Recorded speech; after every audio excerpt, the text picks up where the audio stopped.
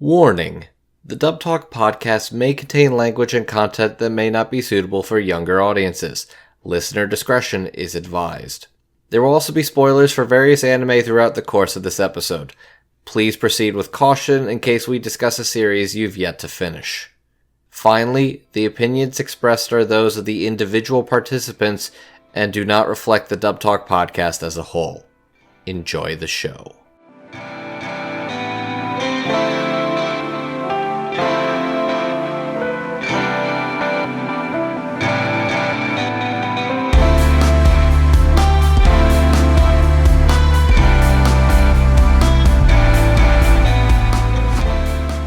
Good evening and welcome to Kaiju Talk, where we talk about the latest and greatest in underwater colossal monstrosities, from the Showa to the Heisei to the current Reiwa era. We are certainly no rookies, but I've taken the liberty of gathering some of the finest veterans of the Kaiju Dub Talk forces. Tonight, I am the captain speaking, Classy of the Spartan faction. I'm going to be leading tonight's strike force. Feel free to follow me into battle, or if you don't, you're just gonna get to be kaiju food. Have fun being somebody's, excruciating droppings. Anyways, to my left here, we are joined by the OG GOAT of the Force himself, one Spaceman Hardy. You don't scare me, I sat through Godzilla 1998. That's a tough SOB right there. And then to my right, we have the roots who's planted on the side of justice through and through, our buddy Patrick. I'm on duty to seize that booty. Damn right, son! Hoorah! The operation shall commence as it is time to dive in. Where are we dropping, boys? I'll tell you where we're dropping. We're dropping into the hit new series, Kaiju No. 8. This is a manga I started reading relatively early on into its run because Weekly Shonen Jump is definitely a big series. It's a very big manga magazine, but the reality is there are some limitations to being in a weekly manga magazine. Notably that you have very strict deadlines. It's all got to go to print, and stuff that's got to go to print got leaked pretty easily depending on who you followed on the internet. But the past couple of years, we've had something called Jump Plus, where we've had a new line of series that started on a digital platform, making a name for themselves and becoming the next era of big hits. So that's your Spy Families, your Don Dons, and of course, relevant for today, Kaiju No. 8. This is a very fun series, and I'm very excited to talk about this one today, courtesy of one of our patrons, because this is a Patron's Choice episode. Special thanks to our loyal patron, Anthony Brown, who wanted us to seize the day and take down some kaiju scum. So, what are your thoughts about this series yourself? Because I'm assuming you both are starting with the anime? I read a little bit of the manga. It certainly feels like something you would be into as like one of the big guys who's eager to push the Godzilla dubs for the channel. Yeah, like I gave the manga a shot. I got up to the first kind of like the break chapter where the author just does a bunch of art instead of actually progresses a story, which I love that they do that. Yeah, they basically do that they basically just do that whenever it's like, okay, 2 weeks have passed, I don't have anything this week, have some cool art. Yep. So always a fan of that. And then the anime got announced and I just decided, you know what? I'm gonna go ahead and roll with that one. How far did you get? I'm assuming you got within the material that Season 1 had covered, correct? Yeah, I maybe got to the introduction of Kaiju No. 9. Okay, so you got maybe like 2 volumes in, maybe. Yeah, that sounds about right. Alright. And you, Hardy? Oh, yeah, I'm an anime original. I just saw it pop up on Crunchyroll one day. I thought, hey, that looked cool, and it was. That does seem to be how it goes. This is certainly a manga that I think it's got a lot of the very tried and true shonen tropes that I love and adore and like to sink my chompers into, but you know what? It also does a cool thing where the plucky shonen protagonist, he's not bending so good as he used to in his prime. So I feel like that must be little bit relatable for you two gentlemen, being a little bit older as well. Yeah. I'm gonna be 42 this year. Mazel tov. I'm not looking forward to it. I'm already 37, so I get you there. All right. So here's how this is gonna work. If you see a giant flying worm with creepy bug eyes, maybe give that a good old slurp. See if that does anything for you. You never know. You never know what amazing things can happen to you if you deep throat a bug. Or you Yeah, can keep enough your mouth about- shut and just avoid the whole thing.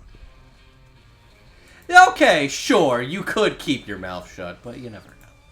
I mean, you could either fight giant monsters on the streets of Japan, or, snipe off somebody drinking their chug jug just to do the gritty. Or you could work on cleanup crew and clean out monster intestines. Fun.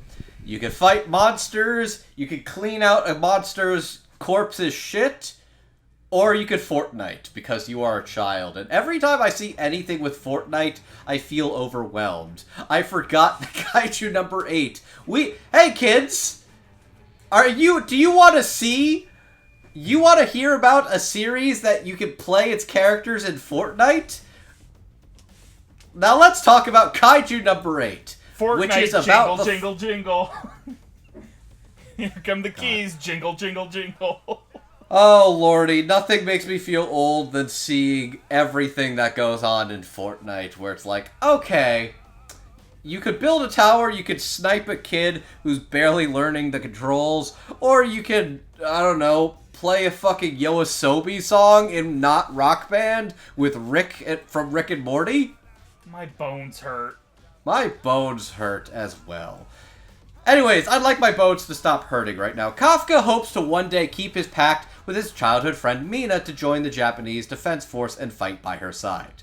But while she's out neutralizing kaiju as the captain of the 3rd Division, Kafka is stuck cleaning up the aftermath of her battles. When a sudden rule change makes Kafka eligible for the Defense Force, he decides to try out for the squad once more. There's just one problem. He's made the Defense Force's neutralization list under the code name Kaiju number 8. So, tale as old as time, wants to grow up to kill all the kaiju, becomes the very thing he wants to destroy. Tale as old as time, song as old as time, you mean it, you know how it goes.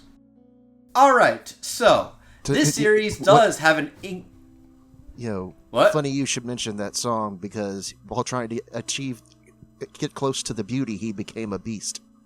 Oh. You are right. Oh, that's good. Ooh, that is ooh. Kaiju and the Beast. Because she also has a giant tiger. We'll get to that. Yeah.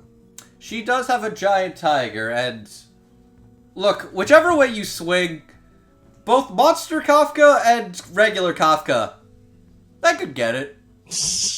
They could get it. You would. Look, there's an avenue for the dad bod, and we are associated quite a number of monster fuckers. He's got a little something something, even if he does piss from his nipples. Well, Honestly, there are crazier deal breakers out there, let's be for real. Guys, I have a liquid coming from my nipples and it's not dairy. I want you to know you said that with the cadence like something was wrong with your recording, and I locked up and got very serious. Beautiful. Oh, you son of a bitch. Alright, I think with that, enough of the prep work is done. I've gotta get out my suit, and then let's dive into the fray and talk about our true Kaiju Defense Force, the ADR team. So, we would like to discuss the ADR directors and the ADR scriptwriters for this English dub. The Kaiju number 8 English dub was produced by the fine people at Crunchyroll and the Crunchyroll Dallas studio, and this is being directed by one Sean Gann, who is being assisted by Sarah Ragsdale, with the writing from Jared Green and Dallas Reed. Sean Gann has directed such anime such as Alia Sometimes Hides Her Feelings in Russian, Buddy Daddies, Sugar Apple Fairy Tale, and The Apothecary Diaries. Sarah Ragsdale has assisted with Sean on a couple of dubs, such as Buddy Daddies, Sugar Apple Fairy Tale, as well as stuff like Laid Back Camp and More Than a Married Couple But Not Lovers. Jared Green has written for dubs such as Chainsaw Man, Dragon Ball Superhero, Megalobox 2 Nomad, and Ranking of Kings. And Dallas Reed, who wrote the last couple episodes of the first season. For full transparency, this is a discussion of Season 1, because Season 2 will be out in a couple of months, and by the time this episode is out, there should be a recap movie as well as a spin-off OVA about Hoshina's day off. So this is just covering Season 1, not the Mission Recon or Season 2. That's going to be in a couple of months from now. And Dallas Reed has written for dubs such as Buchigiri, Makine Too Many Losing Heroines, A Returner's Magic Should Be Special, and Toilet Bound Hanako-kun Season 2. Alright, Hardy, would you like to start us off? What did you think about the dub as a whole? This was a really solid work. Very well directed, and the writing was very, very on point. There's really not much to say. I wouldn't say that it's perfect because nothing is, but it is pretty darn close. I like how the writing had to address the various terminology of the monster's physiology and how it makes them tick, and how the best way is to take them out. And the writing really stayed on point with the rest of the show, and added a few quips here and there, and yeah, it was pretty good. Alrighty, Patrick? Yeah, writing was good. Cast was also pretty good. Really not much to say other than, when they had to layer on creature effects, it didn't affect vocal performances too much. Yeah. Yeah, I also want to piggyback off what Patrick wrote. I think the mixing is really top-notch here. Like, this is some of the best I've heard from this studio in a long time, because they have to have all the creature effects. Let me see if I can actually pull up the staff on this, because I do want to credit them properly. I mean, not only that with the creature effects, but the dub does have a pretty decent mix of LA and Dallas actors, and it doesn't sound inconsistent between the two, so 100%. Which I definitely want to give a shout out to Sean and his team, because it always does feel kind of tricky when it comes to trying to get people from LA and other spheres in like a Dallas-based dub. But I always feel like Sean definitely has, over the past couple of years, managed to make some very strong pulls of a couple of worthwhile things. Notably stuff like for Apothecary Diaries, getting Keiji Tang to play Jinshi. This past season, getting Chris Hackney to be a rom-com leading man. And definitely a couple of really strong choices for the ensemble cast for Kaiju as well, having a mix of both Dallas, LA, and both old veterans and like new people all the same. I think there's some really interesting picks. Okay, I got the names. For the mixed team, I want to shout out Jose Sandoval and Nathaniel Harrison for ADR engineering and mix engineering credits for this dub. At the very least of what we know is credited, but shout out to the whole team, anybody who had to step in to do a couple of sound effects and all that too. I agree, the mix on this one is really strong, and honestly, I've been really impressed by one Mr. Sean Gann and all the stuff he's managed to work on. got a nice variety of stuff, very artistic, dramatic. This is definitely one of the biggest IPs I've seen him work on, and I think that interesting experimentation leads to some pretty inspired casting choices, especially a bunch of veterans as well as a couple of newbies that really is like my and a couple of people's first real exposure to. And a couple that I really think are going to, a couple that I think are really got a chance to go big because of a show like this. And that makes me happy. I think the conversational dialogue is very fun, bantery, but also, yeah, they do a great job with the fictional pseudoscience terminology of all the kaiju anatomy extremities, as captures, like, a lot of dialogue for these characters, really captures their voice really well as making characters feel human and inhuman whenever they really need to. I think there's definitely a few things I walked away on this rewatch appreciating a little more about this dub, and I would definitely like to give my flowers to Sean and Sarah, as well as to Jared and Dallas for their particular work on this project. I really liked what they did with Kaiju No. 8. This is a very fun, easy to watch show. It's good. It's good shown. It's a good shonen flavoring with a little bit more modern spice for an older audience, or for somebody who wants to relate a little more with a 30-something-year-old man who feels like life is passing him by, instead of just your everyday high school kid who's plucky and has a good heart. A show for the dads out there. Also, this is unrelated to the dub.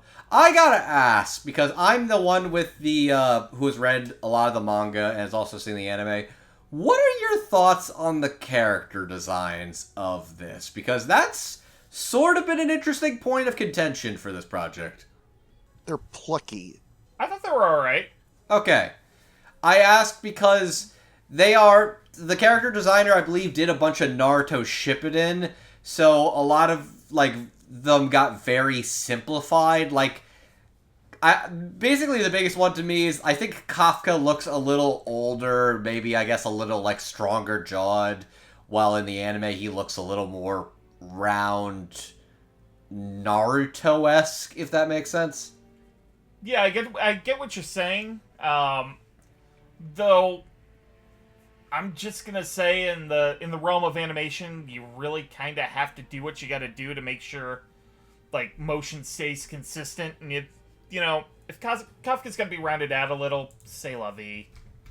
I think definitely the biggest one that was notable enough that when they released the trailer for Season 2... So there's a character we're not going to be talking about because he only had like 2 or 3 lines of dialogue at the end of the season, but a character named Gen Narumi has a very different looking design from his first anime appearance compared to his appearance in Season 2. So I don't know if that's intentional or if they heard They heard some of the feedback on that. I'm not sure which is which. I guess that's my thing. It's like, does the character in this PFP in the thumbnail of this video look very different than what was at the tail end of Season 1? A little. Yeah, maybe a bit. I can see he's got Fire Force eyes. That will come up later. That will come up later, yes. Alright, just morbid curiosity. Because I knew a couple of manga people who were really, like, put off by that. I was sort of, like, in between, where it's like, it didn't bother me, but I could see that. I guess I was curious just to get the perspective of some anime-only people, where it's basically, yeah, no, they look fine, they look cool. I'm like, okay, that's kind of what I thought. Thank you. Yeah, I've got enough sense of the manga to get both sides of the character design. It's fine. Works for me. Alright, starting us off, we're going to get a couple of people behind the scenes or at the top of the Kaiju Defense Force, as well as a couple of antagonists, notably one of which I believe is the main antagonist currently thus far. We have Konami Okonoki, who is the lady in the chair and the girl that is dealing with Hoshina's bullshit all of the time. Keiji Itami, who is very much a confidant and a member of the Kaiju Defense Force Council, and a confidant of Isao Shinomiya, who is the general director of the Kaiju Defense Force and the father of one Kikaru Shinomiya, as well as Kaiju's number 9 and number 10. Number 10 effectively being a shonen villain with just the most shonen personality, which is, I want a good fight.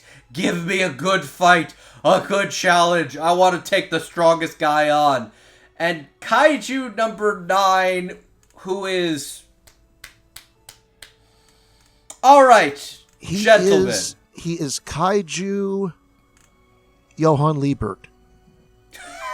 He's a mushroom man. That was not where I was going with this. I was almost going with, like, Kaiju autism? He's a silly little mushroom man. He's a silly little guy. He's just doing his thing. He's curious. What murder? What murder? What murder? Alright, now, going into who plays these characters. Konami Okonoki is Celeste Perez. Keiji Itami is Jason Douglas. Isao Shinomiya is Christopher Waycamp. Kaiju number 10 is Brent Mukai. And Kaiju number 9 is Alejandro Saab. Celeste Perez has played characters such as Sakura Kono in Horimiya. Sei Takanashi in The Saint's Magic Power is Omnipotent. Sayo Shinoyama in Dead Mount Deathplay. And my girl Rin Shima in Laid Back Camp. Jason Douglas has played characters like Beerus in Dragon Ball Super, Guildarts Clive in Fairy Tail, Kishibe in Chainsaw Man, and Aokiji in One Piece. I think they just did that episode of One Piece where he daps up Garp. That's how far they are now. That's crazy. I know, right? Christopher Waycamp has played characters like Shota Aizawa in My Hero Academia, Takahisa Hinawa in Fire Force, Bebin in Ranking of Kings, and another strict dad, Maruo Nakano in the Quintessential Quintuplets. Brent Mukai has played characters like Umi Bozu in the Lovely Complex dub, Sho Minamoto in The World Ends With You the animation, Gyoko in Demon Slayer Kimetsu no Yaiba, and Dorshi in Ranking of... Is it Dorsh or Dorsha? Dorsha. I think it's Dorsha. Okay, Dorsha in Ranking of Kings. Thank you, Patrick. Dorsha this, Dorsha that, Dorsha. Oh my god. And I respect it. That's a good guess. Alright, Alejandro Saab is no stranger to this podcast at this point, who has played characters such as Naomasa Sukeuchi in My Hero Academia, Izumi Miyamura in Horimiya, Twilight in Sleepy Princess in the Demon Castle, and Gabimaru in Hell's Paradise, just to name a few. Alright, Patrick, would you like to start us off with this section? Yeah, not really much to say about a lot of the characters here, just because they get, like, a lot of them just kind of show up toward the end-ish. Oh, yeah, Itami, Shinomiya, and number 10 are very much characters that are in the back half of the show. So that's completely fair. Like, What?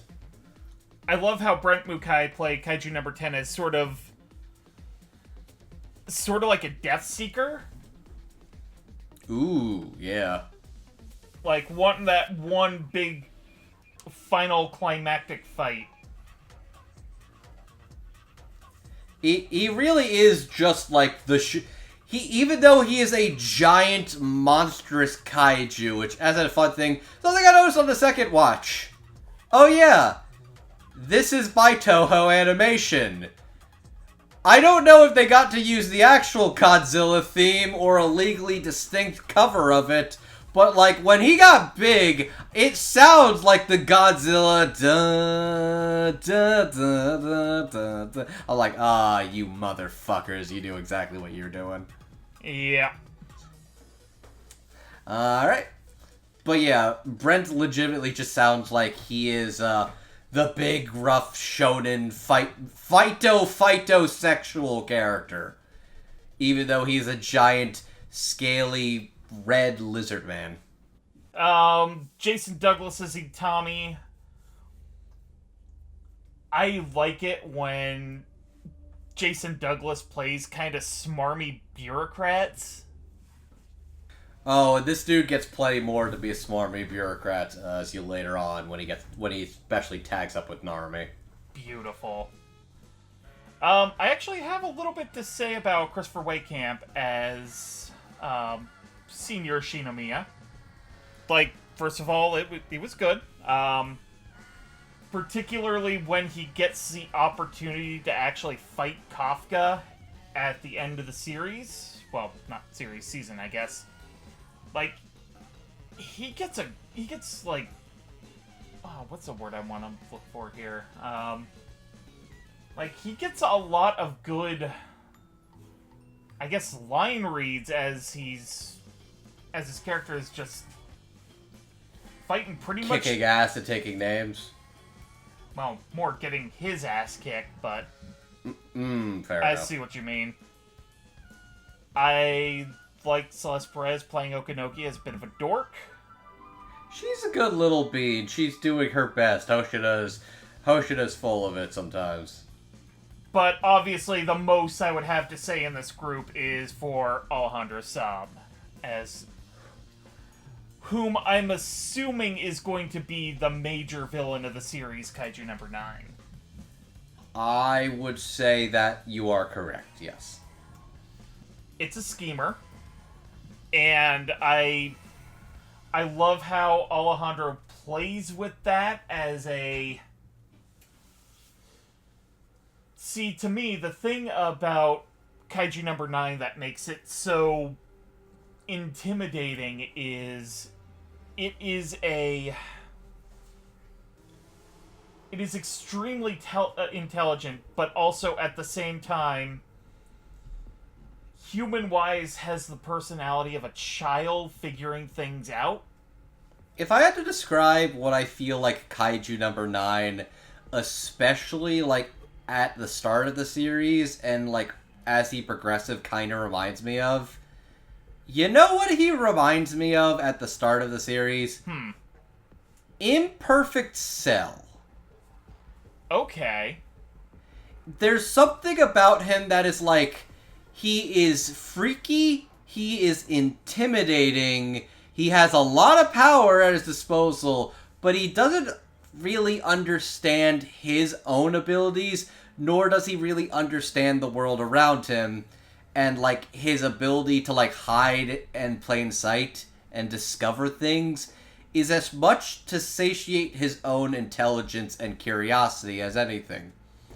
I like how he kind of sounds like a fucking, like, predator creature, while also sounding like a little strange child that's just like, oh, so that's how that works.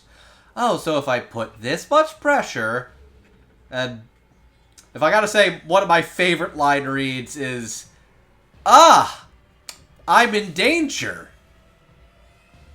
Yeah. Just the fucking cackle I had when like, Kafka's beating his ass, he's just like, oh no, I'm in danger. It's like, oh, that's... I guarantee you that was the exact light intended reflection, though. But very good stuff there. Hardy? Yeah, Kaiju number 9 scares me. Oh yeah, he is... I could not believe that was Alejandro, actually, at first. I have never heard him sound like that. I know he has insane rage, but he has never sounded like that. And in fact, even in his human form, he sounds a bit almost like Jonah Scott. Just a tiny bit. It's definitely Alejandro doing his much deeper range, and then going with a higher pitched elevation that I say with full sincerity, genuinely being serious here. Upon listen, I honestly mistook that for Todd Haberkorn upon my first listen. So I was kind of blown away to find out that was Alejandro Saab when I heard the news. I was like, wow. That's pretty crazy. I'm gonna be honest, when I saw the before I saw the announcement of Alejandro Saab, when I was actually reading the manga, I actually kind of I had Sunny Straight in mind when I saw the design. So you went with Koro Sensei there. Yeah, you could say that. I can see it. Anyway, sorry, I interrupted you already. For the most part, Jason Douglas doesn't really stand out because he's just kind of in the background. Chris Waycamp, though, this is one of his deepest voices I think I've ever heard from him. And he certainly makes Shinomiya look like a straight-up badass, honestly. Brent Mukai was good for his one episode, or for his couple episodes. You really couldn't recognize him under all that those voice modifiers for the monster voice. Okonogi just kind of doesn't really stand out. So I think she's very cute. I think she's got a really cute design. She is basically modern day swirly glasses girl. Right. And that works for me. I think she's got a very cute design. And I'm like, you know what? She's a good being doing her best. But yeah, in this group, it was definitely Alejandro as the standout because he's scary. Yeah, I'm going to say, this is a good pinpoint to say, I feel like Sean is somebody who understands that there's a lot of easy expectations of what people would cast certain characters as Isao Shinomiya, upon seeing that character design, there's a couple of places you could go with that kind of character. You would associate with, in my brain, I look at Captain Shinomiya, I think of somebody like a Chris Abbott, a Patrick Seitz, the famous, gruff, older-sounding guys. And then Waycamp, he does have the ability to do that, but, I associate him with, quieter, slightly more slender, older guys. Not exactly, the beefcake can kick your ass and take names kind of dad. And I think that's a pretty inspired choice for that character, and it really, really works for him with the equally inspired, honestly nearing black magic, Alejandro Saab as Kaiju No. 9. Because, holy shit. It's, it's got that right level of, childlike curiosity, and I think the reason I think of Imperfect Cell is because I've been rewatching a lot of the Team 4-Star commentaries where Curtis has been going into a lot of his influences for each of the Cell voices, and he mentions for Imperfect Cell, one of his biggest influences were Freddy Krueger meets the Wishmaster, and I hear a lot of that in how Alejandro's kind of going, I see how you're doing things. You think you could get one up on me. I'd have to see you perish. Going from that's fun. That's neat. I'm gonna watch you bleed. Just kind of going up, down, up, down. It's fascinating. Now see, incredible. The fun thing about his Kaiju No. 9 performance is in that sort of lighter tone, kind of more childish personality. I hear a lot of Truman Capote. Truman Capote. And it's sort of, all right, sort of that higher pitch, some consonants kind of lighter enunciation on them. And it really makes it so that when he switches over to the deeper, kind of more intimidating voice, it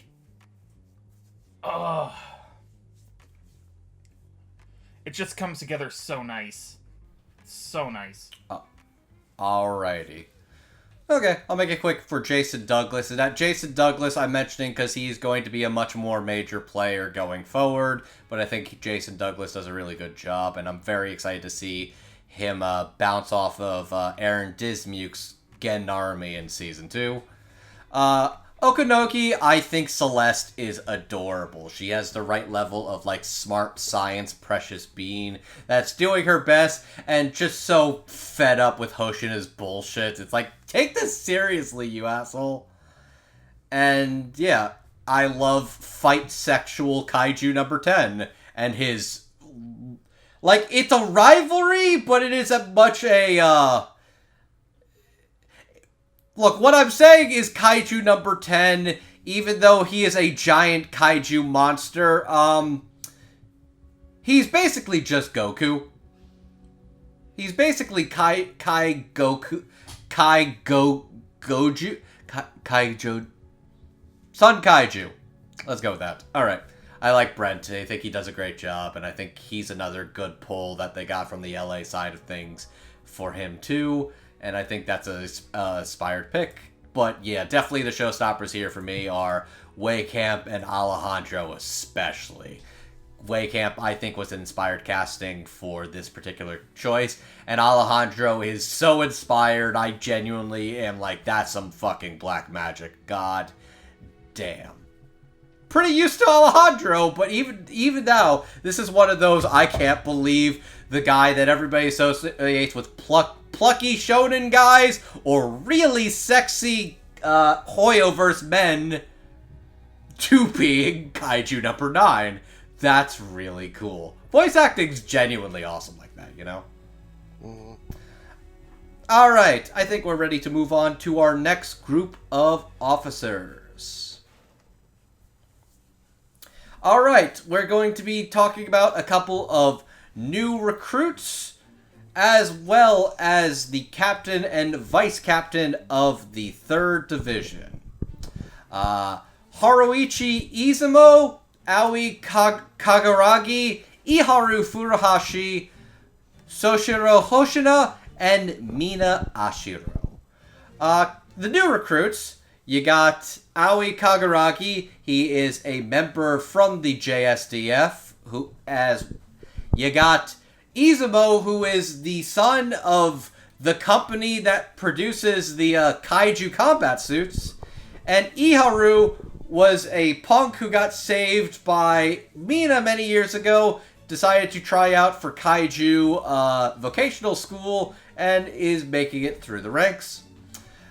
You got Captain Mina Ashiro, who is basically an absolute prodigy, an absolute badass with a perfect taste in tigers. Just look at that giant murder kitty. Look at that thing. It's precious. I want to pinch its cheeks. And then, of course, Vice Captain Hoshina, who comes from a long line of kaiju killers, is a bad shot, but incredible at studying the blade. And there's something to be said about the guy with the eyes closed and, like, the cat teeth all being a secret badass. I love that shit. I love Hoshina. He's really cool. Alright. Playing these characters, we got an interesting range of performers here. Playing Aoi Kagaragi, we have Jonah Scott. Playing Izumo, we have Howard Wang. Playing the role of Iharu Furuhashi, we have Ben George Stegmeyer. Playing Vice Captain Hoshina, we have Landon McDonald. And playing Mina Ashiro, we have Caitlin Barr. Jonah Scott has played characters such as Charlotte Katakuri in One Piece, Joe in Skate the Infinity, the Red Keeper in Go-Go Loser Ranger, and Legacy in Beastars. Howard Wang has played Longa Hasagawa in Skate the Infinity, Shihei Kuroyo in My Hero Academia, Ryoja Echizen in The Prince of Tennis dub from Sound Cadence that he directed, and Narcisco Anasui in JoJo's Bizarre Adventure Stone Ocean. Ben Stegmeyer has played characters such as Adonis in The Kingdom of Ruins, Aslan Coleus in Reincarnated as a Slime, The Visions of Coleus, Azure Seth Fortuna in Nina the Starry Bride, and Jinsuk in Solo Leveling. Landon McDonald has played characters such as Kazuki Kurisu in Buddy Daddies, Alistair Schneider in Welcome to Demon School Iruma-kun, and Mu in Demon Slayer Kimetsu no Yaiba Mugen Train, and Rampo Itagawa in Bungo Stray Dogs. And Caitlin Barr has played Himeno in Chainsaw Man, Nikki Hanada in Dr. Stone, Chiaki Ogaki in Laid Back Camp, and Ryukyu in My Hero Academia. Hardy, would you like to start us off? First of all, did anyone else think Ben Stegmaier was actually Rico Fajardo? No, actually, I did not, but I'm kind of curious your thought. For a second, there were similarities, but... Alright, okay. Yeah. About Haruichi and Aoi, they don't really stand out as much as the other characters do. They're sort of like in the background, but they sound fine. They don't really bring anything new or, well, not anything new or groundbreaking to the dub, but they definitely do their job well. They're very much a nice ensemble of supporting cast. Right. Ben Stegmaier, though, he sort of has this little rivalry going on with Reno, and just him being the angry one of the rivals to Ichikawa's straight rival. He's very, very fun and entertaining to listen to. Okay, I get what you're going, where you're calling him the straight rival. I would personally argue you and say I'm not quite convinced that what's going on there is what I would call straight. That's all I'm gonna say. That's all I'm gonna say. Yeah. Look. Even as somebody who's not even about the BL shipping thing of the shonen and variety, I've read a little bit more and I'm like, that's a little fruity. That's a little bit fruity. I could fuck with that. Whatever. That's not where I was going, but anyways. But, as far as the captain is concerned, Mina Ashiro, not to be confused with Andrew's pink girlfriend, It does really sound like Mina Ashiro. It is confusing. Mm-hmm. But, Caitlin is fine in this job. She's not as excitable as some of her other roles, such as in Laid Back Camp, or as Himeno. But Mina's job is not to be, like, funny or sultry. She's just there to get her job done and kill some kaiju and call it a day afterwards. Probably go to the hot springs. No, not the hot spring, but the bathhouse as well, too. That seems like a very nice bathhouse. Mm-hmm. You gotta love those chairs. Those massage chairs. Honestly, considering their job involves being caked in kaiju guts, grime, and, like... Doo-doo. Yeah, actual kaiju shit. A fucking hot spring must actually be, like, heaven or paradise on Earth. Yeah. But by far, out of this group, the most entertaining is definitely Landon McDonald as Soshiro Hoshina. Because he is, for such a powerful guy in a place of position that he is, he has the ability to both be hilarious and, when he needs to be, absolutely terrifying. Yep. But yeah, Landon stole pretty much every scene that he was in, so Hoshina's probably one of my favorite characters in the show. Extremely valid. He's a really cool character, and I think this is definitely, like, an arc where he really gets to shine, is like his duel with Kaiju number 10. Really gives him a lot of stuff to work with there. Patrick? Yeah, I'm kind of with Hardy on Kaguragi and Izumo. Like, actors are doing a pretty good job, but the characters are just kind of there to blend a little bit for now. Right now, they are a part of the squad. I know they develop further along, but for now, for what the characters need to be, Howard and Jonah are doing a really good job with them. I'd say they don't have a lot of meat on them, but I've seen Kaguragi without his shirt off. That's a lot of something going on there. Fucking 8-pack. Bennis Furuhashi is an excellent red ogre to Reno's blue ogre. Caitlin Barr, yeah, agree with Hardy there that, you know, for the most part, Caitlin's good at what she does, but there isn't a lot to Mina just yet. But what we got is still pretty good. Yeah. And I guess, like with the last group, there is one major standout of this one, and that's Lena McDonald as Hoshina, who is just a surprising ball of energy until the moment Push comes to shove. Push comes to shove, he has to get serious, and shit gets done. And Landon has shown himself to be very good with both aspects of that character. Mm-hmm. Also, I know there's probably going to be more to it a little later, but he's good with sort of those introspective scenes. Like, especially toward the end when he's talking to Okanogi about, you know, Kafka and how everything is probably going to end up going. That was good. Oh, 100%. Like, there was a couple of performances that I was keeping an eye out for, like, when they were announced. Like, I'm really excited to see them. I'd say I will say this. There's a lot of cast members, I would think. There's a lot of people. Okay, I guess I'll quickly go and say, Howard and Jonah don't get a lot to do, but I think they have real good character chemistry, and I think they do a real good job blending with the cast, especially when they get drunk and kind of get to, like, let down their guard a little in the bathhouse. Like, I like it when they get to chill, but, like, when they're serious and in the line of duty, they're still pretty good, and they have good chemistry there, too. I will also say Caitlin Barr is great at Mina. She is a stern, serious badass of a woman, but definitely has a lot of heart and kindness to her, especially, like, when she's being real with the danger of Kafka, while also saying how much she believes in him. How much she's grateful for him saving the lives of all of her men, and how she will be waiting for him on the other side. It's like those moments of seriousness come down a little when she shows her humanity and, like, lets a soft smile show. I really like that a lot.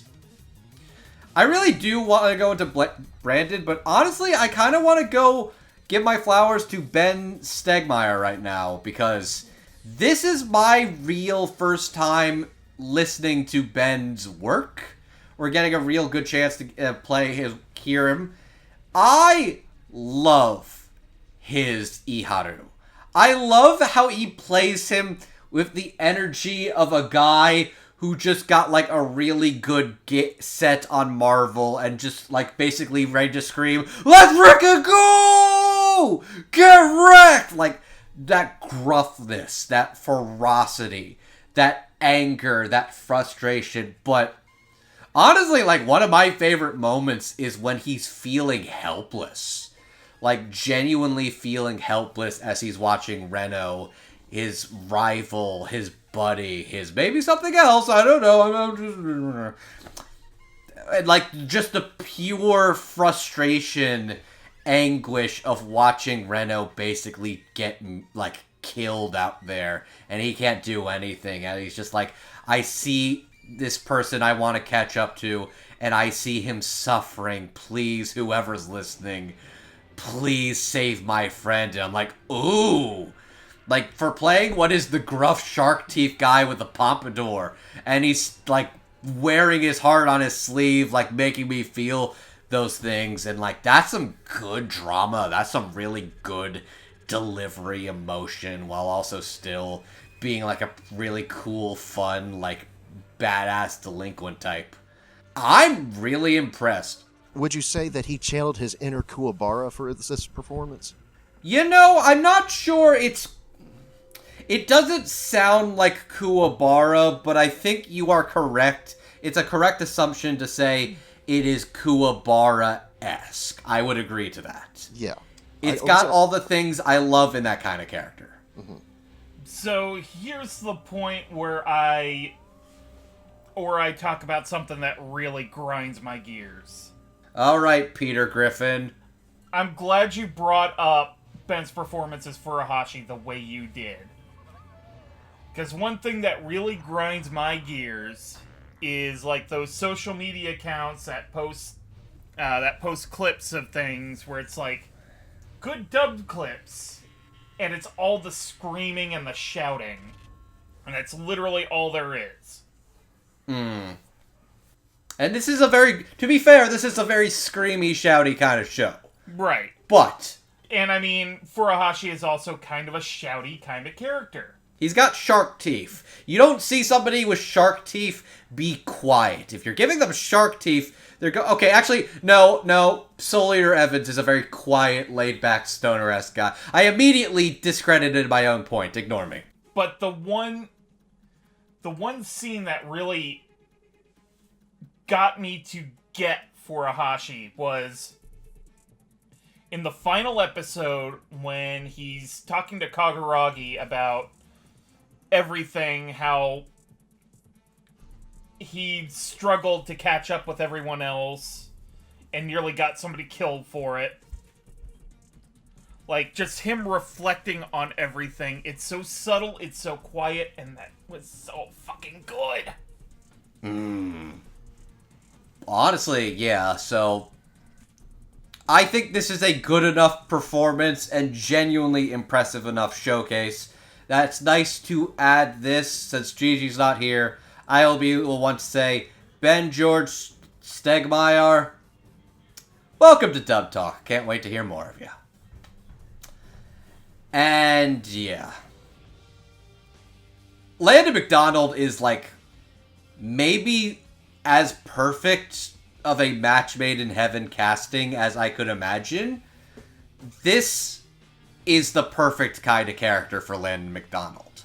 This is a snarky little jack-off. He's a guy who's kind of, like, playing around with other people. He's having a laugh. He's having a goof. He's being a silly little Billy. But he's got a heart of gold. He's got something that he cares for. He's got people he wants to protect. He's got people he wants to save. He's got people he wants to be that he is loyal to. He is fiercely loyal to Captain Mina Ashiro because everybody else assumed his own weaknesses were a detriment instead of a weapon that could be refined and honed to complement her style. Because it feels like a lot of like the tactics in a show like this, it's not just you need to be the strongest and best at everything. No, it's what your set of skills can do to complement the rest of the squad. Even like Kafka, like his actual weaknesses were coincided with his actual knowledge and experience with kaiju anatomy and being able to figure out on the battlefield, these are the things you need to look out for. If you don't keep this in mind, they will take us by surprise and kill a bunch of us. You need to keep out for that. And Hoshina's skills with a blade are next to none. He's studied the blade and he is scary with a blade. It's good. Legitimately, I was blown away, not only by his comedic chops, but by his absolute dramatic and real good shonen-esque battle chops. My goodness, Landon McDonald. I've been really impressed with your work for the past couple of years. You've been doing really good. This is probably like one of my top 5 favorite performances of Landon's, period. Real good. Real tour de force of him as an actor. I was very impressed. That's high praise, man. I really like this squad. I really like this group of characters. But this show has... It's hard to figure out who the main characters are in regards. I would say the main characters... let's say this is the main squad heart of the show is these 3 characters. You've got the senior and like the 2 youngins, like the 2 promising youngins next to a guy who feels like he missed his shot getting one last chance. So that's Reno Ichikawa, who is the young upstart who joins the kaiju cleanup crew and like gets very attached to Kafka Hibino and wants to help him out. Kikaru Shinomiya, who is the child prodigy and daughter of the general director. She is like 17 or so years old. She is my daughter. She is my daughter. She is my baby girl. Every time I see her wreck shit, I'm like, that's my girl! Look at her! You're doing amazing, sweetie! As like you're pulling out like the fucking camera as she's just getting guts and gore everywhere. That's how I am for Kikaru. And then, of course, Kafka Hibino. He is the plucky shonen protagonist that wants to do his best, do his part, and be by his childhood friend's side, with the added benefit of that he is, of course, an older guy who's got a little bit of ennui and think life has passed him by and he's missed his chance. That his golden years are behind him, when in fact, he has a chance to start anew. He just needs to have the drive to push himself to do it and commit to it. And that's why I really like Kafka. He also has to do it by hiding the fact that he is actually half kaiju himself. Yeah, that lasts until it doesn't. You're right. Lasts until it doesn't, but hey, he does a good job. He's doing his best. Well, half kaiju until he slowly starts becoming more kaiju. Oh yeah, they do the reveal. It's like, yeah, you literally would be dead if your heart did not transmogrify into a core. So it's like, ooh, that's curious to see how that goes.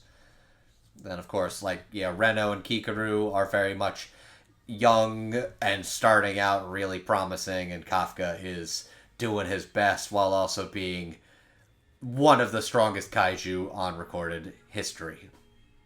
And let's go into who plays these characters. Kikaru Shinomiya is Abigail Blythe, Reno Ichikawa is Adam MacArthur, and Kafka Hibino is Nazi Tarsha. Abigail has played characters such as Peepee Barlier in I'm in Love with the Villainess, Nephelia in An Archdemon's Dilemma, How to Love Your Elf Bride, Camilla in St. Cecilia and Pastor Lawrence, and Asahi Amagami in Tying the Knot with an Amagami Sister. Adam MacArthur has played characters such as Ricky and Patrick, no relation to our current Patrick, in Shadow's House, Chifuyu Matsuno in Tokyo Revengers Seasons 1, Season 2, and Season 3, which just finally got dubbed. Thank you, Ruben. Good job to your team. Really did not need to take that long.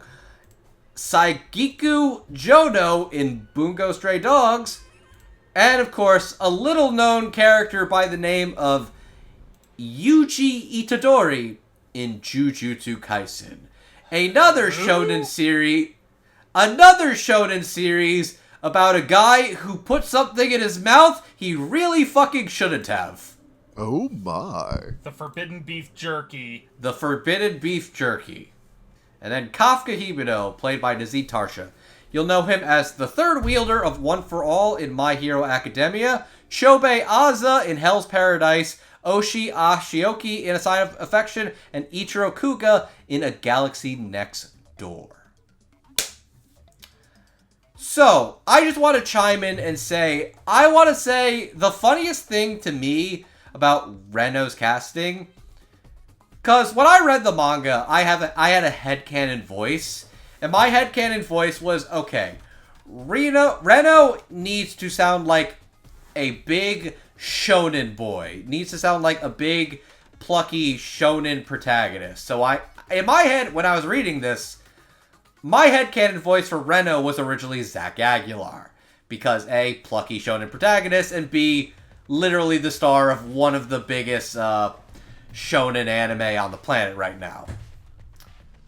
So I find it delightful that Adam MacArthur feels very in line with my original headcanon casting. I just picked the wrong shonen. So that's very delightful for me in that regard. I just wanted to chime in and, I don't know, toot my own horn a little bit. So yeah, good on you, Sean. That's smart casting there, as well as of course getting a number of LA people on the scene for this Dallas dub. I think I love seeing that shit. We love seeing that cult. We love seeing like the different like acting coasts getting a chance to play around and do some cool fun stuff. Mm-hmm. Though I do want to also add and say, Abigail Blythe is going places. Holy shit! Oh, she's perfect. I didn't even, I was like, this is going to be a breakout role if they do it right. And, oh yeah. Abigail is going places. Welcome to Dub Talk to you too, by the way.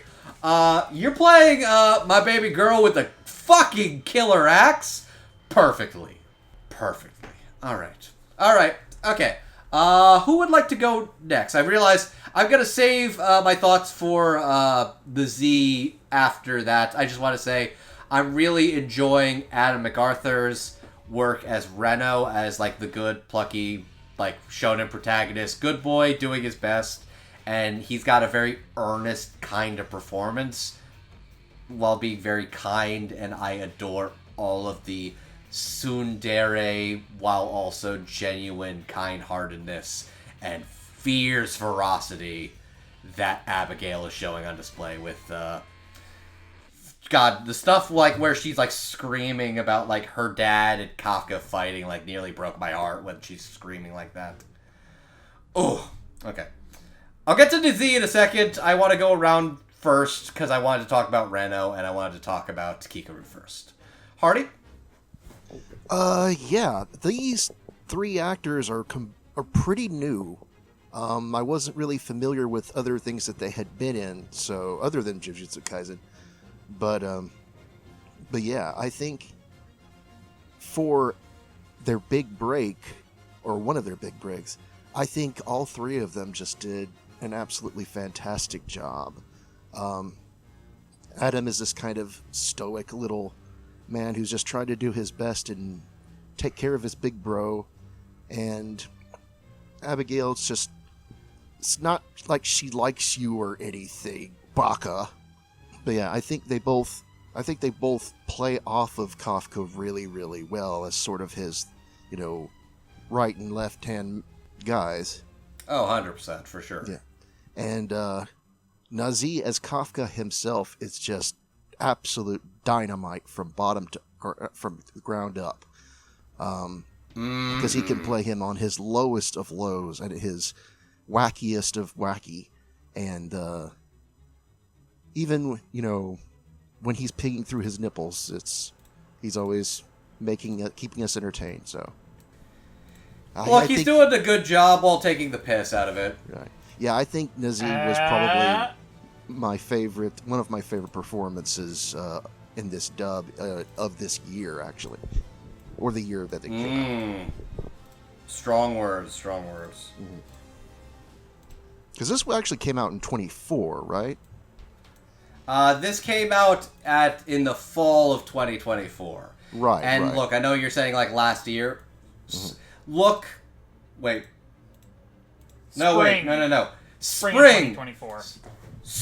2024. Thank you for clarifying, because I'm like, wait, this is Dubby eligible because at the time of this recording, people are aware of who's on the Viewer's Choice Awards at least. So, yes, spring 2024. I have this list. I keep track of it for a reason because there's a million things coming out, and I will lose track of it if I'm not fucking careful. And we love you for it. You're welcome. Like I said, I'm not perfect, but legit, that saves a lot of work for people. Stack a couple more on at the end of September. Every time we get to September, I'm like, every time somebody announces something like a week or two before the end of September, I'm like, you dicks! Hasn't another dub been put on, like, literally on September, the last day? Yeah, Uzumaki last Yeah, that was year. Uzumaki. Oh, great. That was literally Uzumaki. It came out, like, the last day of eligibility. Well, that's neither here nor there. That's funny. All right, Patrick. Yeah. So, yeah, basically Abigail Blythe is real good at the tsundere. And again, her standout is the last episode, like a bunch of characters I'm talking about here. It's real good. Like I said, she gets a real chance to really, like, let it all out, as well as letting her turmoil with her strict dad, who's very much like, she works her whole life to please, with this guy who's wearing his heart on his sleeve, and she does not want to watch him lose himself and kill each other. It's heartbreaking. It's like you see that turmoil, and it's some good stuff. I'm really excited, especially to see more of what Abigail's gonna get to do in season 2 onwards. And see, the funny thing is, I just had my rant, and like half of the good things of her from the final episode are shouty and then introspective. So there you go. Look, it's not just a good shout, it's a good cry shout. It's a character who has her walls up, who's very much about being the strongest, coolest, nobody dies, I am the best, I have to be the strongest, being vulnerable. Like, being genuinely vulnerable and feeling helpless in a way she is not used to. And Abigail conveys all of that. And also she makes my brain chemicals go, fuck yeah! Every time, when she gets the axe, when she gets the cool thunder axe, I'm like fucking Mushu from Mulan. Oh, there's my baby! Off to destroy the kaiju! It's like the gift of the baby at the sporting event, just, yeah! The only way that axe could have been any cooler if it was also a guitar. Oh, Take fuck notes. Yeah. Take notes. God, that would actually be really fucking cool. But yeah, I love Kikaru. It's like, okay. I say this with all the love and sincerity in my heart. I love shonen anime. I love shonen anime women. Shonen anime doesn't always love shonen anime women as much as I do. Or as much as the fans sometimes do. I think Kaiju No. 8 does a fantastic job with everything it does with Kikaru, and even later on, everything it does with Mina Hachiro, too. I think they're genuinely really cool, really great, really strong, developed characters, while also really getting to kick ass and, like, be very developed. I really like them both, and I think this series does a nice job with its female supporting cast. So I wanted to give my flowers there and say, oh my god, Abigail Blythe, that is a name that I'm gonna keep an eye out for, holy shit. And then, of course, Reno, who is Yuji Itadori, who is doing his best. He's a good boy. He's a bit of an Ice King himself, next to Kikaru's Ice Queen. No, actually, the opposite of an Ice Queen. No, wait! She is hot to his cult. But then he meets Kafka, and then all of a sudden, like, he's this absolute dork, and it's great. I love it. It feels like it could have been very easy to make Reno like, I don't care about anybody here, I just want to get my way. I just want to make it, I want to be number one, I don't care about any of this, I don't care about any of you. Well, that very quickly changes, and he's like, I'm not leaving you behind. I'm not letting you fall behind. We are in this together, we are doing this together, we are a team. We are a team. And I'm He's very supportive. He's a good guy. He genuinely, like, is there for his people.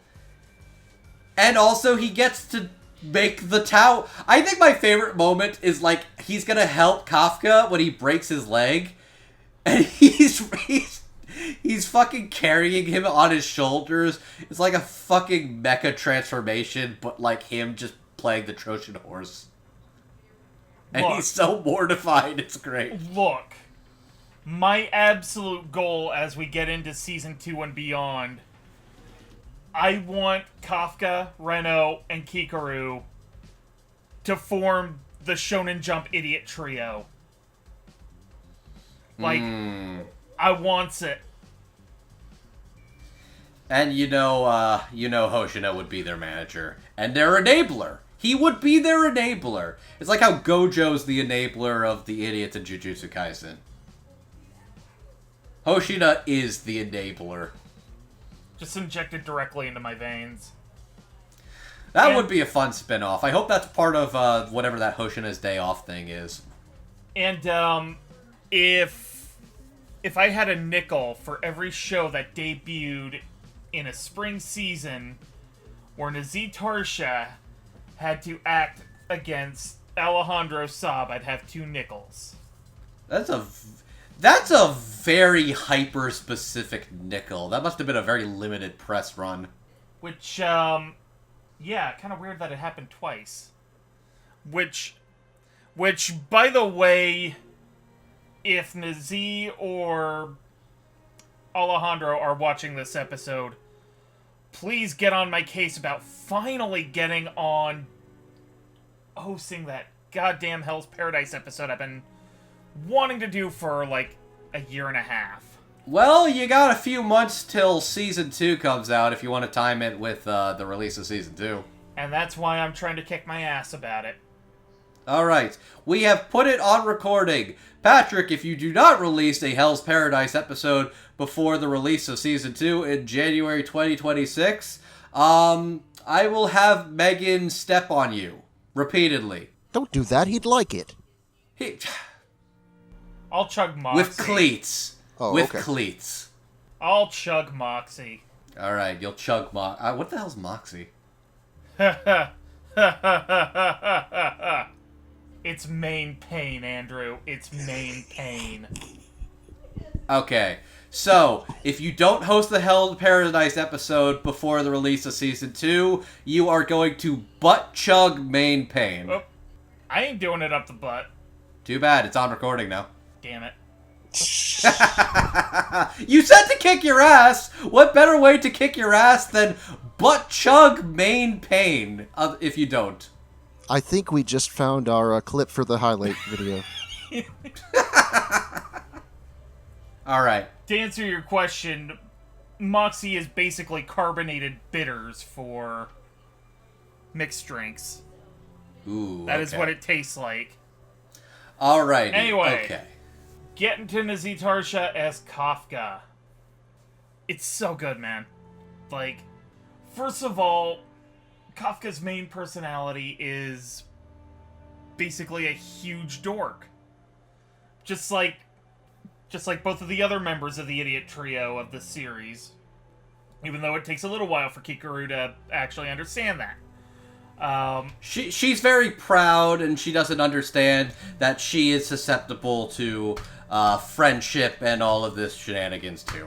Kafka's a big nerd, knows a bunch of shit about kaiju and kaiju anatomy, but then he adopts this tough guy persona when he's basically turned into kaiju number 8, and even without the sort of creature effects layered on top of the voice, that's some good shit.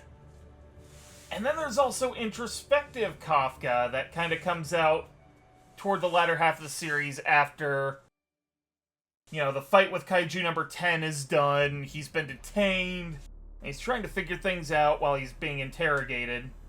And the fight with Iseo, where the Kaiju basically takes full control and there's nothing Kafka can do about it. Ugh. Just chef kiss all around. Good shit. I think Nazir Tarsha is a really talented actor who has been around for a while but has taken a bit to really get his dues or to really get noticed. And I feel the past couple of years have really done a good job finally giving him his dues.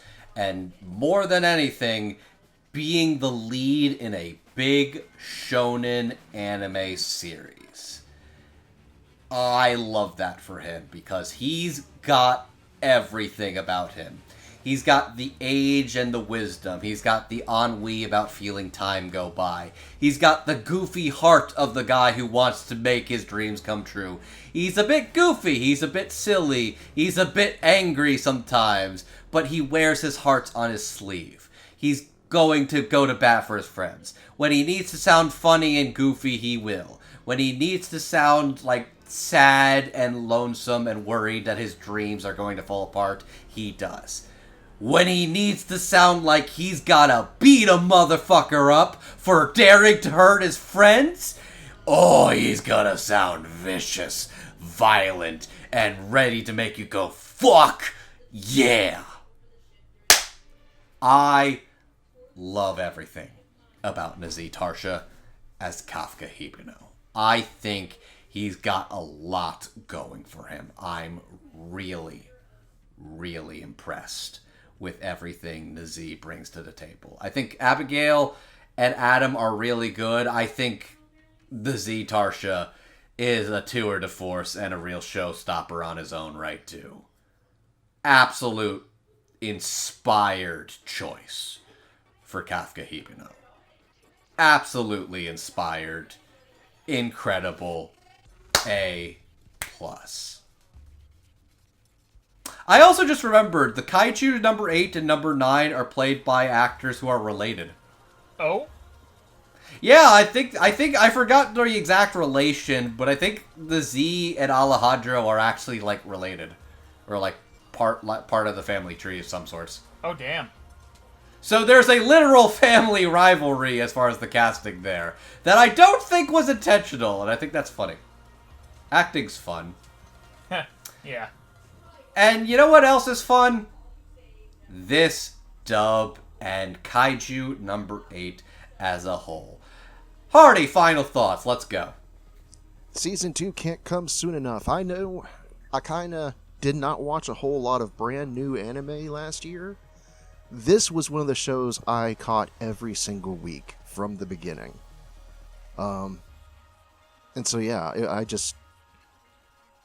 it's a show that stood out to me in, let's just say that last year was pretty strong, but even among all the heavy hitters, this one really stood out to me personally and made me attached to it. So yeah, I can't wait for season 2. Alrighty. Patrick. Yeah, so this dub couldn't have come at a more opportune moment when it did. At that point in time, I had just been moved to full-time doing overnight shifts at my job. Been there before, man. It's rough, so more power to you. And a lot of it is desk work where I needed something to keep myself entertained during dead times. And this was there for me as I was learning and getting used to it. So I like it for that reason. It's fun. It pumps you up.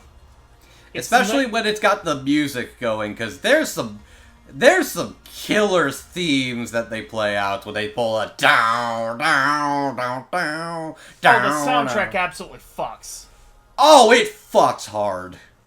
Yeah, this is excellent Shonen Jump junk food. Just everything I like in shonen adaptations right here, front and center. Yeah, I've been a big fan of this manga for a while. It's always been a very good read.